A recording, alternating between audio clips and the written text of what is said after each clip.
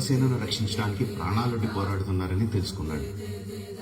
అలాగే అవంతిక బయట ఎంత కఠినంగా కనబడుతున్నా తన లోపల సున్నితమైన ఓ అమ్మాయి మనసు దాగుందని అర్థం చేసుకున్నాడు. ఆమెకే తెలియని ఆమెలో అందాన్ని ఆమెకు చూపించాడు. తన కోసం ఆకాశ జలపాతం ఎక్కి వచ్చిన అతని ప్రేమకి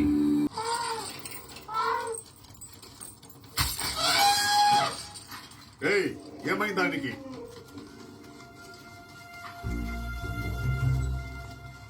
నీ ఆశయం కూడా నాదే. ఏమైంది? మన వాళ్ళంతా చనిపోయారు ప్రభు. అంటే అతను అక్కడికి వస్తాడని ఊహించలేదు ప్రభు. ఎవరు? ఎవరు? బాహుబలి. దయ్యం బట్టి మాట్లాడుతున్నావా? లేదు ప్రభు, బాహుబలి. నేను చూశాను. చచ్చిన వాడు ఎలా వస్తాడ్రా? వచ్చాడు ప్రభు, నా కళ్ళతో చూశాను. వాడు మన వాళ్ళందరినీ ఒంటి చేత్తో చంపేస్తుంటే ఆ నరసింహస్వామి స్వయంగా విచ్చేసినట్టు. వాడు చచ్చాడ్రా, మేం చెప్పేశా. వాడి రక్తం కారి కారి భూమిలోకి ఇంకిపోయింది.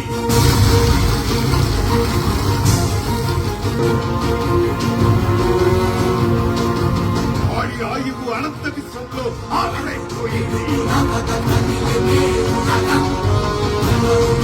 బాహుబలి చచ్చాడు, చచ్చిపోయాడు.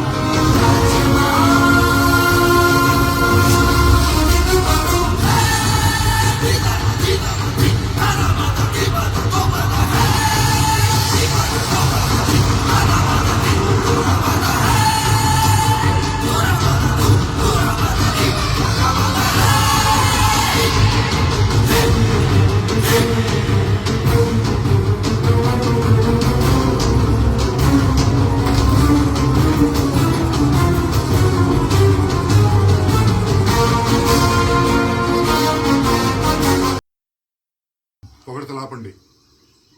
దేవసేన, ఈ బాణాల్ని మన ప్రదర్శనశాలలో పెట్టించు. భావితరాల వారికి స్ఫూర్తిదాయకంగా ఉంటాయి. ఆహా, నిన్ను చూస్తుంటే మొదటి నుంచి నాకు అనుమానంగానే ఉంది. నీ నటన, ఇతని అతి వినయం. నేనా? నాకే అనిపించింది.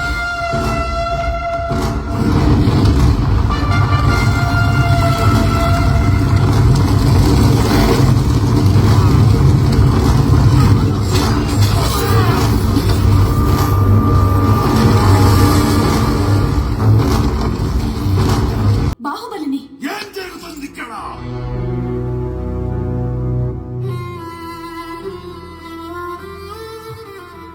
మన్నించండి రాజమాత, పెద్ద తప్పొకటి చేశాను.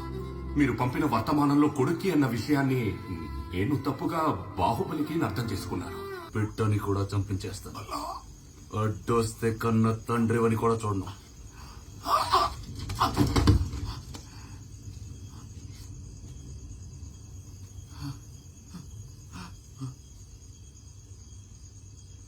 విన్నాను. నా కొడుకు గురించి నాకు బాగా తెలుసు. వాడు మనసులో ఏదైనా అనుకున్నాడంటే చేసే తీరుతాడు. ఈ విషయం